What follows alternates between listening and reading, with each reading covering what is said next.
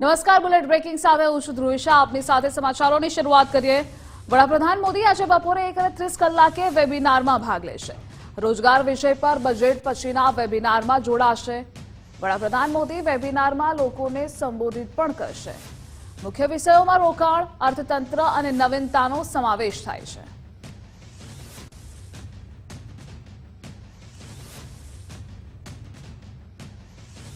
ચંદીગઢમાં આજે ખેડૂતો વિરોધ પ્રદર્શન કરશે. સંયુક્ત કિસાન મોરચા દ્વારા વિરોધ પ્રદર્શનની જાહેરાત કરાઈ છે. ગઈકાલે મુખ્યમંત્રી સાથેની બેઠકમાં જીવાજોડી થઈ હતી. પ્રદર્શન પહેલા કેટલાક ખેડૂત નેતાઓની અટકાયત કરાઈ.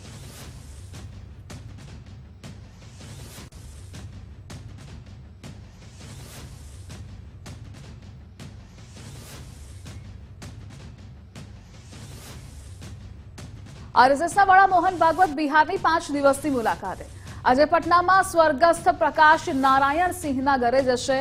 વિશ્વ સંવાદ કેન્દ્રના ભૂતપૂર્વ પ્રમુખ હતા પ્રકાશ નારાયણ સિંહ. તેઓ સ્વર્ગસ્થ પ્રકાશ નારાયણ સિંહના પરિવારના સભ્યોને મળશે. ત્યારબાદ મુઝફ્ફર સ્થિત સંઘ કાર્યાલયમાં રાત્રિ રોકાણ કરશે.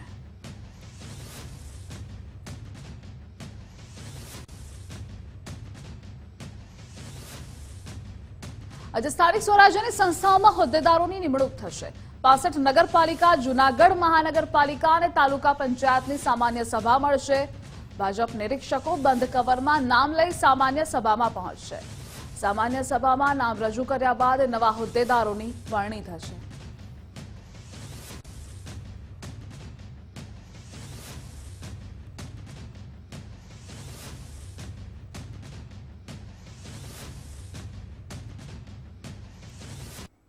ગાંધીનગર તાલુકા પંચાયત માટે ભાજપે મેન્ડેટ આપ્યા. પ્રમુખ તરીકે મોહબ્બતજી ઠાકોરને મેન્ડેટ આપ્યું. ઉપપ્રમુખ તરીકે દક્ષાબેન પટેલને મેન્ડેટ. કારોબારી ચેરમેન તરીકે પૂજાબેન પટેલને મેન્ડેટ. આજની સામાન્ય સભામાં સત્તાવાર જાહેરાત થશે. બપોરે 12 કલાકે વિધાનસભા સત્ર મળશે. પ્રશ્નોત્તરી કાળથી બેઠકની શરૂઆત થશે. કૃષિ, પશુપાલન સહિતના મુદ્દે ચર્ચા થશે. સભ્યોના કામકાજ માટેનો પ્રસ્તાવ રજૂ થશે અને અંદાજપત્રક પર સામાન્ય ચર્ચાનો બીજો દિવસ છે. અંદાજપત્રક પર બંને પક્ષે ચર્ચા થશે.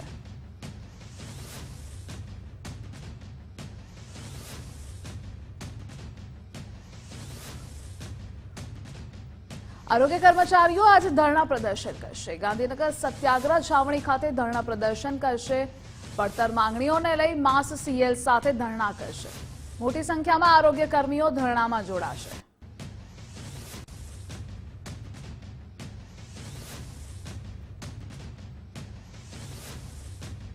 વિવાદાસ્પદ ટિપ્પણીના દોરમાં વધુ એક સ્વામીનો વિડીયો વાયરલ થયો. હવે કાળ ભૈરવ ભગવાન અંગે વિવાદાસ્પદ ટિપ્પણી કરી. કાળ ભૈરવે નીલકંઠ વર્ણી પાસે આવી માફી માંગી. કાળ ભૈરવે કહ્યું, પ્રભુ તમને પરેશાન કરવા આવ્યા, અમારી ભૂલ થઈ. કાળ ભૈરવે કહ્યું, અમને માફ કરો, અમારા પર કૃપા કરો. કાળ ભૈરવે હનુમાનજી પાસે કંઠી બંધાવી. સંપ્રદાયના સ્વામીઓના એક પછી એક વિવાદાસ્પદ વિડીયોથી ખળભળાટ મચ્યો છે. જે કાળ ભૈરવને મોકલે છે એ કાળ ભૈરવ નીલકંઠ વર્ણી પાસે આવીને ભગવાનને એમ કહે છે, પ્રભુ અમે તમને પરેશાન કરવા આવ્યા, અમારી ભૂલ, અમને માફ કરો, અમારી પર કૃપા કરો. ભગવાને કાળ ભૈરવ તમને આજની પરિપક્ષમાં વાત કરી દઉં કે કાળ ભૈરવ સત્સંગી થયા છે. હનુમાનજી મહારાજ આગળ સાળંગપુરમાં હનુમાનજી મહારાજ આગળ કાળ ભૈરવે કંઠી બાંધી. કાળ ભૈરવ મૂળ શંકરના શિષ્ય છે. જલારામ બાપા વિશે વિવાદાસ્પદ ટિપ્પણીનો મામલો. દેવ સ્વરૂપ સ્વામીએ લોહાણા સમાજની માફી માંગી. દેવ સ્વરૂપ સ્વામી લોહાણા સમાજ વચ્ચે સમજૂતી થઈ. અનુકૂળતાએ જ્ઞાનપ્રકાશ સ્વામી પણ માફી માંગશે. સ્વામીએ પોતાના ફોલોઅર્સ વધારવા બફાટ કર્યો હતો. વડતાલ મંદિર બોર્ડ દ્વારા લેખિતમાં માફી માંગવામાં આવશે. જલારામ બાપાનો જે અમારે રાણા સાધુએ બોલીને બફાટ કર્યો છે એ મારા શાસ્ત્રમાં કે ઉલ્લેખ નહીં. એ બદલ વડતાલ સંસ્થા આ સાધુ બદલ જે આવી ભૂલ કરી છે એ ભૂલ બીજી વખત પુનરાવર્તન નહીં કરે એની બાંહેધરી આપે છે. અને આ જે થઈ ગયું છે બહુ ખોટું થયું છે. એ વડતાલ સંસ્થા પૂરી રીતે જાણે છે અને અહીંના અમારા બધા સંતો અને હરિભક્તોને આવું દુઃખ છે અને ભવિષ્યમાં આવું ક્યારેય નહીં થાય એની બાંહેધરી આપે છે. જે સ્વામી જે બોલ્યા છે એ સ્વામી 2-4 દિવસમાં સમયને અનુકૂળતા ત્યાં રૂબરૂ બાપાના દર્શન કરી આવી અને બાપાના જે પરિવાર છે, ટ્રસ્ટી છે, બધાને મળી અને જે પોતે જે વાતમાં જે બફાટ કર્યો છે એને પોતે ભૂલ એકરાર કરી જશે. આજ રોજ વીરપુર મુકામે આ આંદોલન અને સમાજના રોષ બાબતે અને આ રોષ અને બાપાની રજામંદી અને આ રોષ બાબતે શું કરવું એની ચર્ચા અને આના ઉકેલ માટે આજરોજ અહીંયા આવવાનું થયું. ચર્ચા પછી જેતપુર મંડળના એટલે કે વડતાલ ટેમ્પલ બોર્ડના જેતપુર મંડળના મંદિરના ટ્રસ્ટીશ્રીઓની રૂબરૂ આ બધી ચર્ચાઓ થઈ ત્યારે આશ્ચર્ય થયું કે વડતાલ ટેમ્પલ બોર્ડ જે જ્ઞાન સ્વરૂપ સ્વામીએ જે ઉચ્ચારણો કર્યા અને જે નિવેદનો કર્યા એ એની મરજી મુજબના કર્યા છે એવું ટેમ્પલ બોર્ડના ચેરમેન જ્ઞાન સ્વરૂપ સ્વામીએ પોતાના વિડીયો રેકોર્ડિંગમાં અને આજે અમને કહ્યું. અને જે જ્ઞાન સ્વરૂપ સ્વામી આ બફાટ કર્યો છે એ સ્વામી અનુકૂળતા મુજબ એટલે કે આ મંદિરની અનુકૂળતા અને સમાજની અનુકૂળતા મુજબ આપણે જ્યારે કહેશું ત્યારે વીરપુર મંદિરે આવી બાપાના દર્શન કરી અને પરિવારની માફી માગશે. આજે પૂજ્ય જલારામ બાપાની સાનિધ્યમાં છે ત્યારે એક નિરાકરણ જે આવ્યું છે એવું આવ્યું છે કે ટૂંક સમયની અંદર જ જ્ઞાન સ્વામી જે છે એ અહીંયા વીરપુરની અંદર આવી અને જલારામ બાપાના ચરણોમાં વંદન કરી પ્રાર્થના કરી અને માફી માંગશે.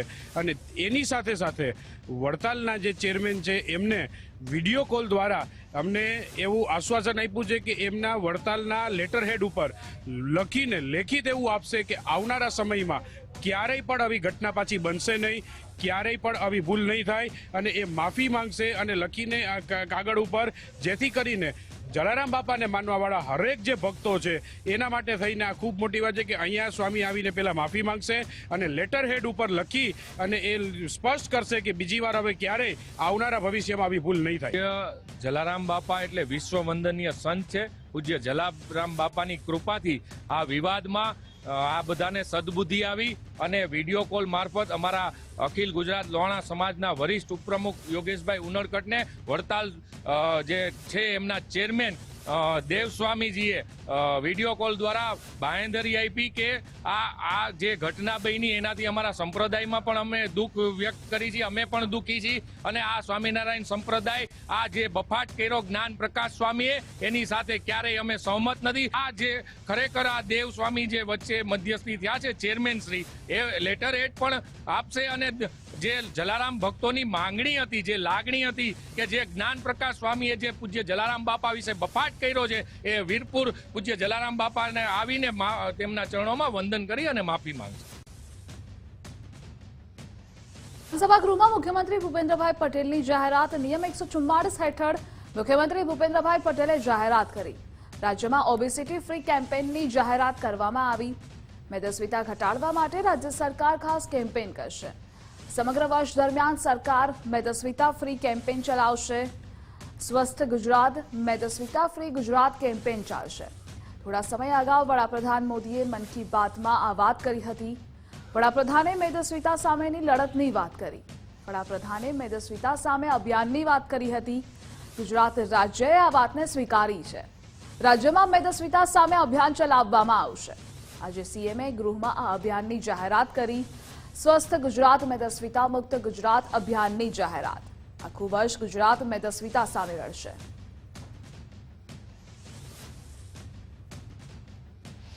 મંત્રીશ્રીએ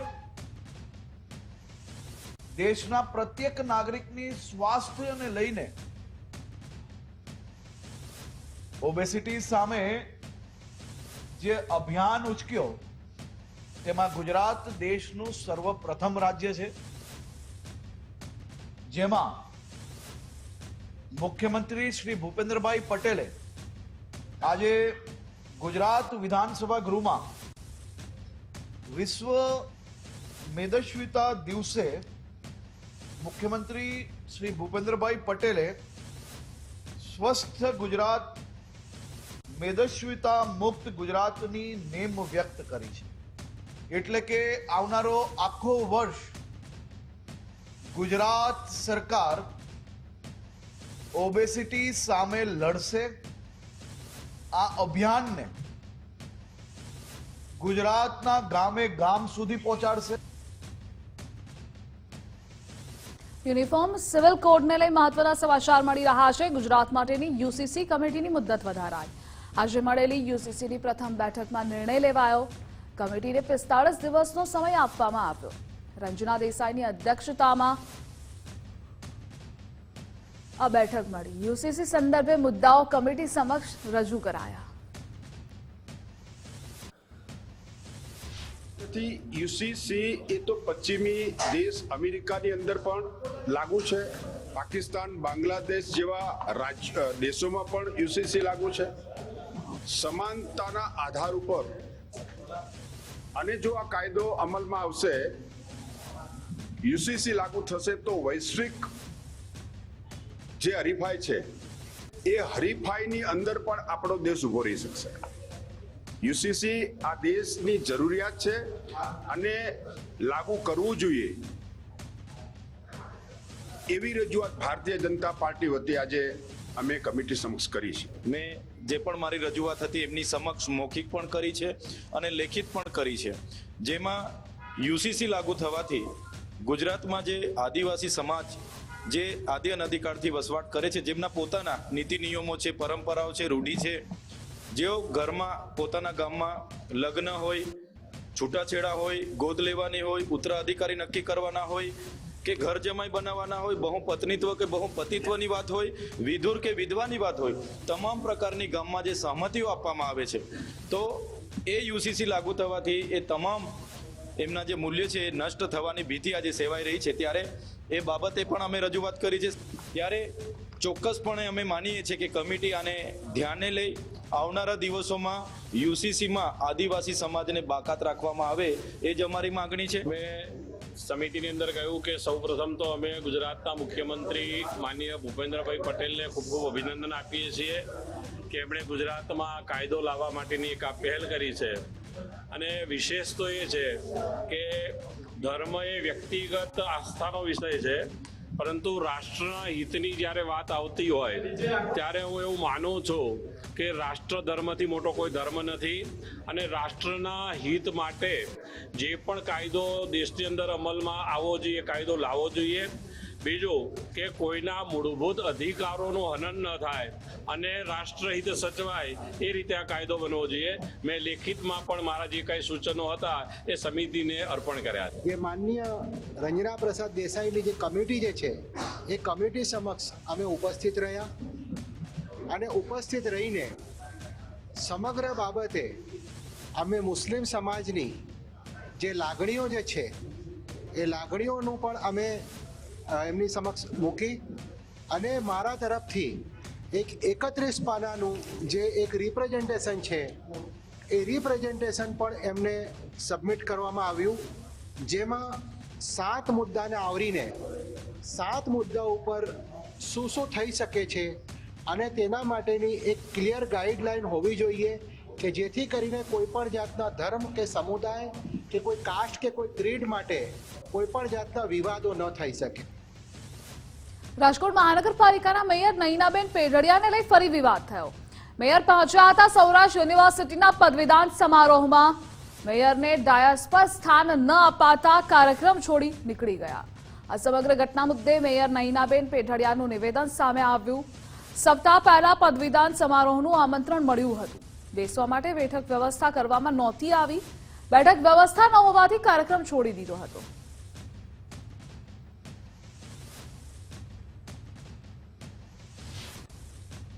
સૌરાષ્ટ્ર યુનિવર્સિટીનો આજે પદવીદાનનો કાર્યક્રમ હતો.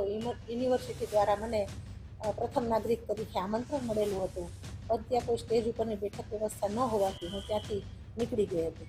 આનું આમંત્રણ મને ગયા અઠવાડિયે મળી ગયું હતું અને એ નિમંત્રણ મને મળેલું હતું 3:30નું, પણ અન્ય કાર્યક્રમમાં હતી તો હું 10 મિનિટ લેટ થઈ. કાર્યક્રમ ચાલુ થઈ ગયો હતો પણ સ્ટેજ ઉપર કોઈ વ્યવસ્થા બેઠકની ન હતી, તેથી ત્યાં હું રોકાયેલ નથી. કોડીનાર કોંગ્રેસ કાર્યાલયમાં હોબાળાના વિડીયો સામે આવ્યા. કોંગ્રેસ કાર્યાલયમાં ભાજપના નેતા કામ કરતા હોવાના આરોપો છે. ગોહિલની ખાણ ગામમાં પૂર્વ સરપંચ જિલ્લા ભાજપમાં હોદ્દો ધરાવે છે, પરંતુ તે કોંગ્રેસી કાર્યાલયમાં વધુ હોય છે, જેથી આજે હોબાળો થયો. ભાજપના સ્થાનિક કાર્યકરો કાર્યાલય પહોંચ્યા અને હોબાળો કર્યો. પૂર્વ સરપંચ ભીખાભાઈને કાર્યાલયમાંથી બહાર નીકળવું ભારે પડ્યું.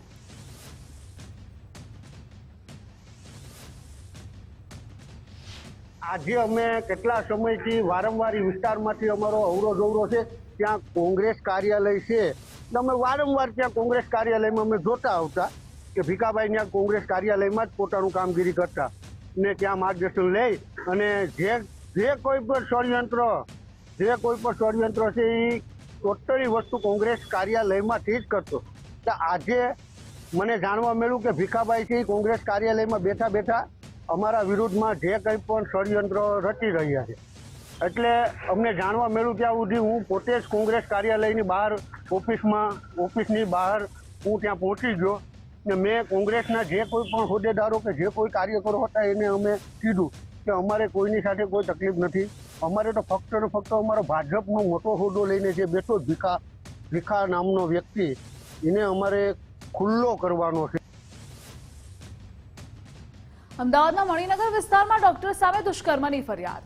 સંદીપ નાયક નામના ડોક્ટર સામે મહિલાએ ફરિયાદ નોંધાવી. સારવાર સમયે અંગત વિડીયો બનાવી લેવાનો પણ આરોપ છે. નજીકની હોટલમાં લઈ જઈ દુષ્કર્મ આચર્યાનો મહિલાનો આરોપ છે.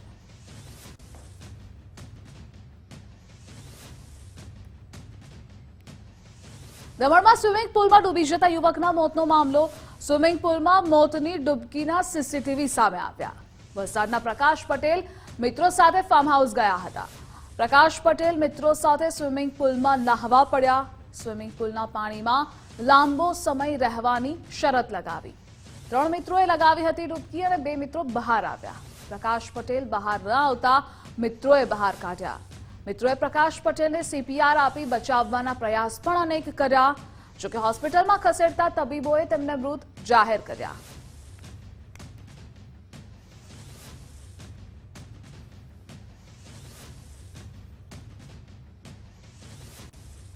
ઇકો સેન્સિટિવ ઝોન મુદ્દે વિધાનસભામાં વિગતો જાહેર થઈ. ઇકો સેન્સિટિવ ઝોનના ડ્રાફ્ટ નોટિફિકેશનમાં 3 જિલ્લાના 196 ગામોનો સમાવેશ કરાયાની માહિતી જાહેર. ડ્રાફ્ટ નોટિફિકેશન 18 સપ્ટેમ્બર 2024ની સ્થિતિએ જાહેર થયો. સુપ્રીમ કોર્ટના આદેશ અનુસાર ઇકો સેન્સિટિવ ઝોન ફરજિયાત છે. રાષ્ટ્રીય ઉદ્યાન અને અભયારણ્યની આસપાસ ઇકો ઝોન ફરજિયાત.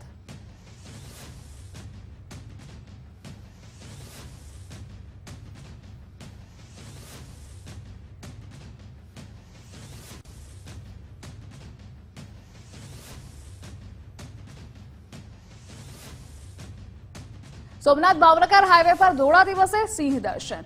સોમનાથ પાસેના ઉના રોડ પર સિંહ દેખાયો. વાહન ચાલકો થંભ્યા અને સિંહ પાછળ દોડ્યો. વાહન ચાલકોએ પોતાના કેમેરામાં દ્રશ્યો કેદ કર્યા.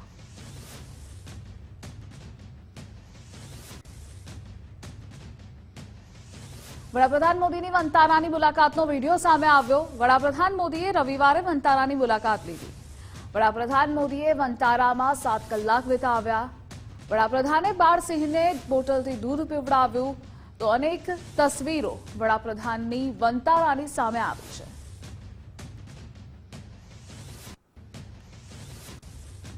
દાહોદના રાણાપુરા બુઝર્ગ ગામની શાળાનો વિડીયો વાયરલ થયો. મહેંદી ફળિયા પ્રાથમિક શાળાના શિક્ષકોએ હદ વટાવી. વિદ્યાર્થીની પાસે શિક્ષકે પોતાના બૂટ ધોવડાવ્યા. અન્ય એક વિદ્યાર્થી પાસે શૌચાલય સાફ કરાવ્યું. સરકારના અભિયાનના લીરે લીરા ઉડ્યા. રાજ્ય સરકારની કન્યા કેળવણીની વાતો પોકળ સાબિત થઈ. જોકે ગુજરાત ફર્સ્ટ આ વાયરલ વિડીયોની પુષ્ટિ નથી કરતું.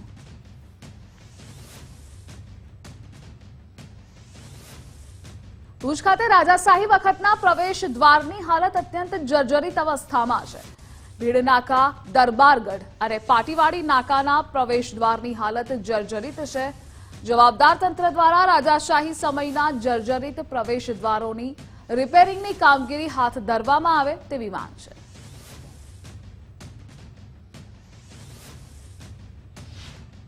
છઠ્ઠી બારી એ ભુજનો ઇતિહાસ છે. આજે ગૌરવશાળી ભુજ, તેના 5 નાકા અને છઠ્ઠી બારી એ જ્યારે રાજાશાહી હતી ત્યારે એનું નિર્માણ કરવામાં આવ્યું. આજે આ 5 નાકા અને ખાસ કરીને એવું કહીશ તો ભીડ ગેટ અતિ જર્જરિત છે. ત્યારે અચાનક પડી જશે કોઈ કહી શકાય નહીં. તો મારી તંત્રને વિનંતી છે, જે પણ લાગતા વળગતા તંત્ર હોય તેઓને એક વિનંતી છે કે આ એક ઇતિહાસ છે ને ઇતિહાસને જાળવી રાખવાની આપણી ફરજ છે. તો આ જે 5 નાકા છે એ સમયસર રિપેર થાય અને આપણું ભુજનું આન બાન શાન છે એ જળવાઈ રહે. આપણે ભીડ નાકા જો જોઈએ તો ભીડ નાકું બહુ જૂનામાં જૂનું છે. એની આજુબાજુનું ઘટ ને વિસ્તારનું જે નાકાનો સાંકળતી એ કડી તૂટી ગઈ છે. એને ઘણા વર્ષોથી એ બધો ખુલ્લો વિસ્તાર થઈ ગયો અને એની મરામતની જરૂર છે. ભૂકંપ પછી આના અંદર ઘણું નુકસાન થયું છે. એને સારસંભાળ રહી શકતી નથી. પુરાતત્વ ખાતું બધી જગ્યાએ પહોંચી ન વળે, પણ લોકોનો પણ સહકાર જરૂર. લોકો એના માટે સાવચેતી રાખવી જોઈએ, એ પણ નથી. એની જગ્યાએ સાફ સફાઈની પણ ધ્યાન નથી દેવાતું. આ રીતે નગરપાલિકાએ પણ સાવચેતી રાખી અને આમાં ઉપયોગી થતી દરેક વસ્તુઓનું ધ્યાન રાખવાની જરૂર છે. હાલ આપણે જોવા જઈએ તો કચ્છની જે પુરાતત્વ વસ્તુ, જે રાજાશાહી વખતની વસ્તુ છે, જેનામાંથી 5 નાકા અને 1 બારી, બરોબર ને, જે કે ભુજના મેન દરવાજા કહેવાતા રાજાશાહી વખતે, કે જ્યાંથી આવ જાવ થતું અને જે ભુજની મુખ્ય ઓળખ કહેવાતી, આજે ક્યાંક ને ક્યાંક લુપ્ત થઈ રહી છે. એ ખાલી જર્જરિત સ્થિતિમાં છે. નથી પુરાતત્વ ખાતાવાળા એની સાર સંભાળ લેતા, કે નથી ભુજ સિટીના જે નગરપાલિકા આવતી હોય, પણ ક્યાંક ને ક્યાંક એ નેતાઓને આ 5 બારી અને 5 નાકા અને છઠ્ઠી બારી એ ક્યાંક ને ક્યાંક દેખાતી નથી. તો આ નમાલા નેતાઓને હું આપના માધ્યમથી કહેવા માંગીશ કે તાત્કાલિક ધોરણે જો પુરાતત્વ ખાતામાં આવે કે પછી નગરપાલિકામાં આવે કે ભાડામાં આવે કે ગમે તે ડિપાર્ટમેન્ટમાં આવે, પણ આનો તાત્કાલિક ધોરણે સુધારા થવા જોઈએ. નદીની સફાઈ કરવા સહિત પુનર્જીવિત કરવા સ્થાનિકોમાં માંગ છે. શહેરમાં આવેલ બોરવાડ કોઝવે પાસે આડેધડ નદીમાં કચરો ઠાલવવામાં આવી રહ્યો છે અને નદીમાં મોટા પાયે જાળી ઝાખરા ઉગી આવ્યા છે, જેને લઈ હાલ મેસરી નદી આ વિસ્તારમાં જમીન લેવલે થઈ જવા ઉપરાંત પાણીનો નિકાલ માર્ગ અટકી ગયો. વર્ષ 2016માં મેસરી નદીમાં પૂરની સ્થિતિ સર્જાઈ અને આ દરમિયાન નદી કાંઠાના રહીશોને ભારે નુકસાન વેઠવા ઉપરાંત હાલાકી ભોગવવાનો વારો આવ્યો હતો. આ નદીમાં ચોમાસામાં જ્યારે પાણી આવે છે ત્યારે આખું પાણી ફળિયામાં ભરાઈ જાય છે. તેથી અમે નગરપાલિકાઓને કહેવા છતાં કોઈ કરતું નથી અને વધારે આ લોકો પૂરણ નાખી ને નદી સાંકડી કરી નાખેલી છે. જેથી ચોમાસામાં થોડુંક પણ પાણી આવે છે તો બી અમારા ઘરોમાં ભરાઈ જાય છે અને એના હિસાબે અમે આપ સાહેબને રિક્વેસ્ટ કરીએ છીએ કે આનો ઉકેલ લાવવા. ગોધરા નગરમાંથી પસાર થતી મેસરી નદીએ હાલ તેનું અસ્તિત્વ ગુમાવી ચૂક્યું છે. વર્ષોથી પસાર થતી આ મેસરી નદી હાલ એક નાણાંની જેમ થઈ છે.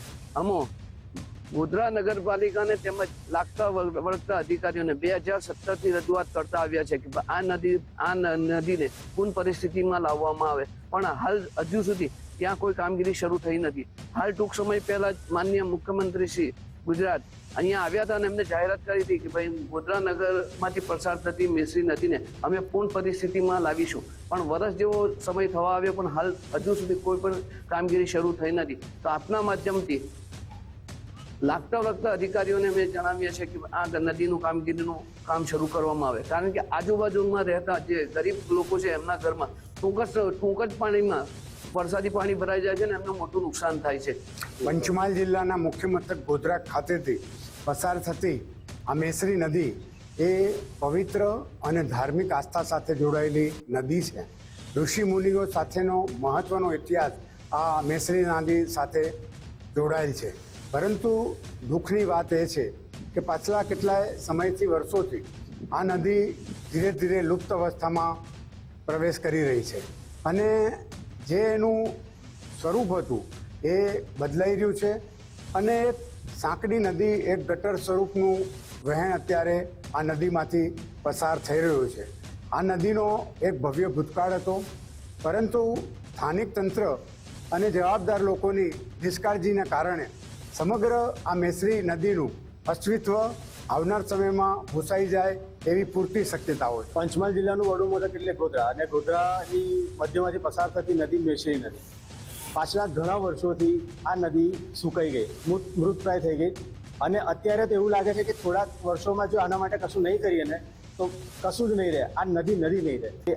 આ નદીને એક સ્પેશિયલ પ્રોજેક્ટ તરીકે લેવામાં આવે, જેવી રીતે વડોદરા અમદાવાદમાં જે નદી છે, અમદાવાદમાં રિવરફ્રન્ટ છે, તો આ નદી માટે શા માટે કામગીરી નથી થતી, એના માટે સ્પેશિયલ બજેટ ફાળવીને કામગીરી કરવામાં આવે એવી રજૂઆત કરી હતી. અને વાત સારી હતી કે તેમને અમારી રજૂઆતને ધ્યાને લીધી અને સામે એમને પ્રત્યુત્તર આપ્યો તો સૌ પ્રથમ જ એમને કે નહીં, બજેટ સ્પેશિયલ ફાળવવામાં આવશે અને પંચમહાલ જિલ્લાની આ મેશ્રી નદી માટે કામગીરી જરૂરથી શરૂ કરવામાં આવશે. જો કે અત્યારે બજેટ સત્ર ચાલી રહ્યું છે અને તેમાં નદી માટે કોઈ બજેટ ફાળવ્યું હોય તેવું કંઈ જોવા મળ્યું નથી. અને તેમને યાદ કરાવવા માટે વારંવાર માન્ય કલેક્ટરશ્રી છે, આપણા ધારાસભ્યશ્રી છે, આપણા સાંસદ સભ્યશ્રી છે, તેમનાથી વારંવાર આપણે રજૂઆતો કરાવી છે તથા તેમને રૂબરૂ પણ પત્ર અને આવેદનોથી અમે વારંવાર રજૂઆત કરી છે, પણ હજી સુધી કશું દેખાતું નથી. અમને આશા છે, ઈચ્છા છે કે નગરજનોને આ મેશ્રી નદી એક જીવંત અને સરસ સ્વરૂપમાં ભવિષ્યમાં જોવા મળશે. મેશ્રી નદી છે જે ગોધરાના વચ્ચેથી પસાર થાય છે અને મોન્સૂનમાં પણ એવી રજૂઆતો આવી હતી કે ડાઉનસ્ટ્રીમના એરિયામાં નદીના પાણીમાં જે અવરોધ થાય છે એના કારણોસર અમુક વિસ્તારોમાં પાણી જાય છે. એ સંદર્ભે નગરપાલિકાને સૂચના આપવામાં આવી છે કે જે વિસ્તારોમાં નદીના પ્રવાહમાં જે કંઈ અવરોધ છે એને દૂર કરે અને સાથે સાથે લોકો જે ત્યાં કચરો કે ડમ્પિંગ કરતા હોય છે એને અટકાવવા માટે પણ નગરપાલિકાને સૂચના આપવામાં આવી છે. હાલ જે પ્રી મોન્સૂનની એક્ટિવિટી ચાલે છે એ એક્ટિવિટીઝના ભાગરૂપે એ પ્રશ્નને પણ ધ્યાને લેવામાં આવશે અને નગરપાલિકાને સૂચના આપી છે એના પ્રમાણે નગરપાલિકા કામ કરશે, જેનાથી આ વિસ્તારોમાં પાણીની જે શિકાયતો છે મોન્સૂન દરમિયાન એ શિકાયતોનું સોલ્યુશન થાય. તો હાલ બુલેટિનમાં બસ આટલું. વધુ સમાચારો માટે આપ જોતા રહો ગુજરાત ફર્સ્ટ.